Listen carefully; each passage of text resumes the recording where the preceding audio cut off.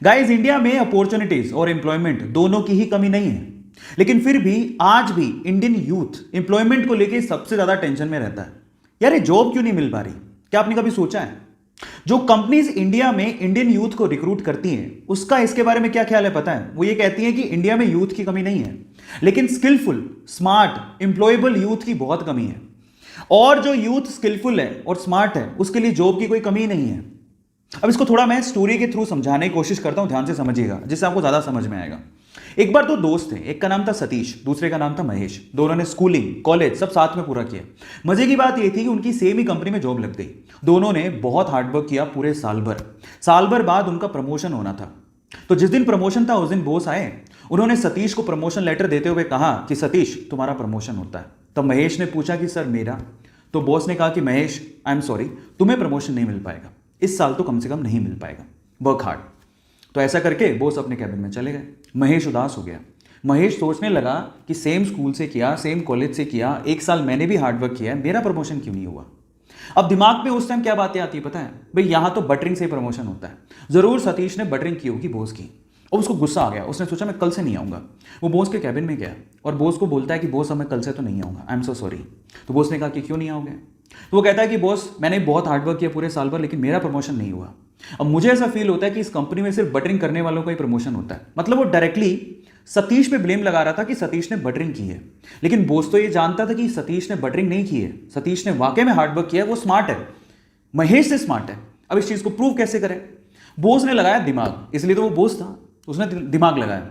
उसने क्या कहा, महेश एक काम करो, मैं तुम्हें एक टास्क देता हूं, अगर तुमने वो टास्क कर लिया तो मैं तुम्हें सतीश से ज्यादा पैसे दूंगा और प्रमोशन भी दूंगा। महेश ने कहा ठीक है।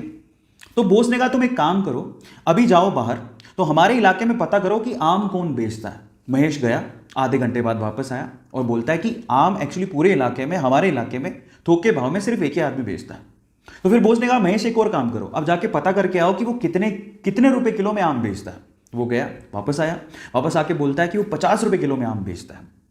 अब बॉस ने क्या कहा, महेश मैं सेम चीज अब मैं सतीश से करवाता हूं, तुम ध्यान से देखना। उन्होंने सतीश को बुलाया और सतीश को बोलता है कि सतीश एक काम करो, इस इलाके में जो आम बेचता है उसकी खबर लेके आओ कि कौन कौन आम बेचता है। सतीश गया मार्केट में और वापस आया आधे घंटे बाद, और सतीश ने जो कहा महेश उसको देखता रह गया। सतीश ने कहा बॉस, यहां पे आम सिर्फ एक ही आदमी बेचता है और वो 50 रुपए किलो बेचता है, लेकिन उसके पास टोटल 60 से 70 किलो आम है और वो एक साथ अगर हम खरीद ले वो 40 रुपए किलो में दे देगा। और अगर हमने 40 रुपए किलो में वो 60 से 70 किलो आम बेच दिए और हमने अगर 50 रुपए किलो में से सेल किया तो हमें बहुत प्रॉफिट होगा।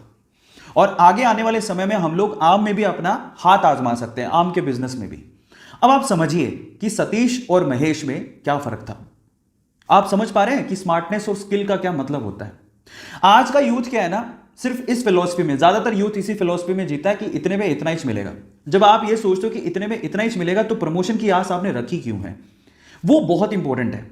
मैं हमेशा एक बात बोलता हूं, आप जिस भी कंपनी में काम कर रहे हो या आप जो भी करना चाह रहे हो, अगर वो आपको 100 रुपए देती है ना, तो आप 50 रुपए का काम करके मत दो, आप उसको 200 रुपए का काम करके दो।